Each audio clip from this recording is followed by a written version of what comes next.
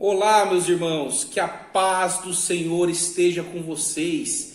Esta é a nossa 24ª aula sobre dízimo, as riquezas de Deus.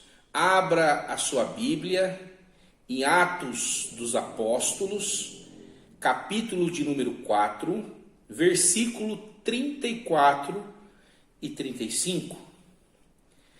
Não havia, pois, entre eles necessitado algum, porque todos os que possuíam propriedades ou casas, vendendo-as, traziam o preço do que fora vendido e o depositavam aos pés dos apóstolos.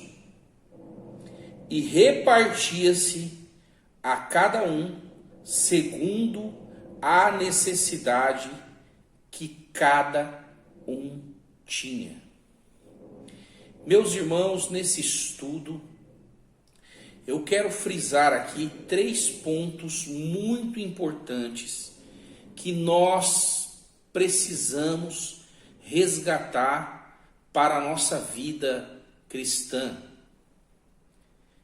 A primeira coisa é o amor.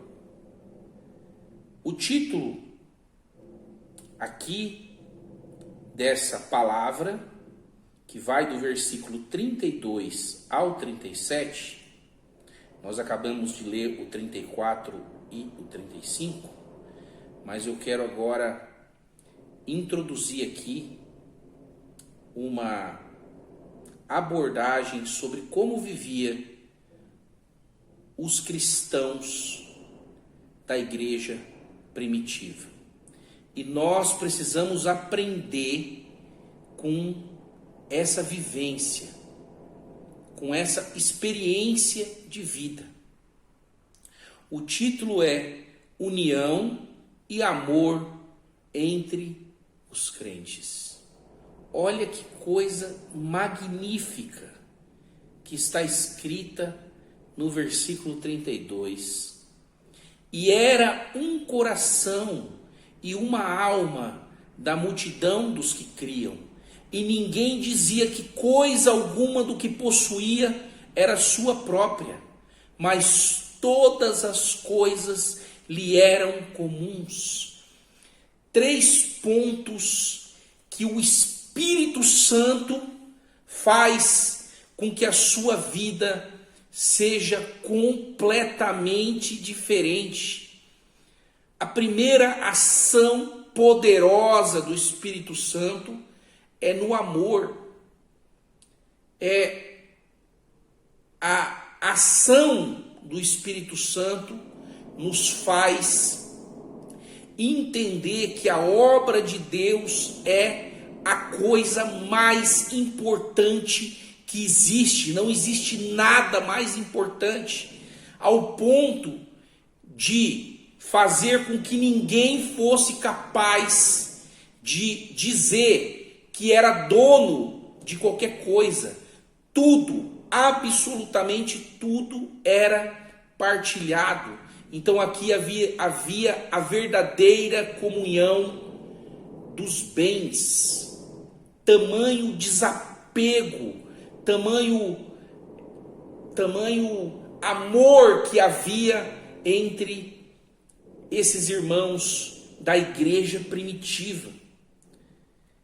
E o segundo ponto que eu quero ressaltar no versículo 33 é que a Bíblia diz que os apóstolos davam com grande poder testemunho da ressurreição do Senhor Jesus, e em todos eles haviam abundante graça. Aqui o segundo poder do Espírito Santo, a autoridade, a unção, a convicção na ressurreição de Jesus era algo tão extraordinário na vida dos apóstolos e daqueles que estavam vivendo pelo Espírito Santo, que isso contagiava todo mundo e era perceptível o poder, como está dizendo aqui, que era abundante a graça que havia neles. Então, o segundo poder do Espírito Santo na vida daquele que tem o Espírito Santo é a força, o desejo ardente de levar a palavra de Deus a todos aqueles que estão ao nosso entorno, aqueles que estão diante de nós. E isso era visível na vida desses que estavam vivendo pela ação do Espírito Santo. E número 3, lá no versículo 36, vai dizer que então José, chamado pelos apóstolos de Barnabé, que significa filho da consolação, ele vai semear em vida.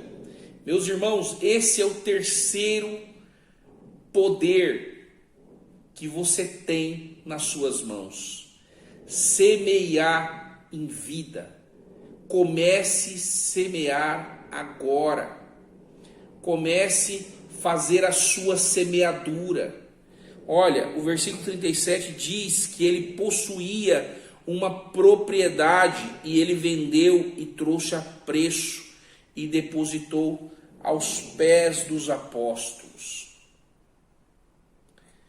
Eu quero aqui dizer que muitos hoje vivem cegos pelo egoísmo, onde ainda não tem a experiência nem mesmo de dizimar.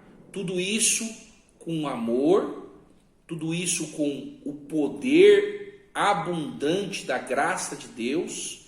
E ponto número 3, de semear em vida. Mas aqui nós estamos falando de cristãos, de crentes que vivia a união e o amor entre os irmãos.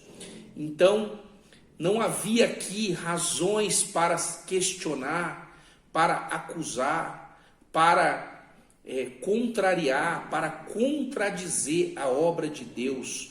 Tudo aqui é para a obra de Deus. Por isso, meus irmãos, que a obra de Deus avançou tanto, porque havia o poder do Espírito. E eu quero, neste momento, pedir a Deus que possa dar a você o derramamento do Espírito Santo, para que haja em você o amor, o desprendimento, o poder, a autoridade que vem da abundante graça de Deus diante da tua vida. E que Deus te conduza à experiência da semeadura. Pois aqui Barnabé não foi só um homem que deu, foi um homem que ajudou no ministério de Paulo. Ele fez a obra em todos os sentidos. Então que você possa fazer a vontade de Deus em todos os sentidos. Que Deus te abençoe, derramando sobre a sua vida o Espírito Santo. E até a nossa próxima aula com a graça de Deus.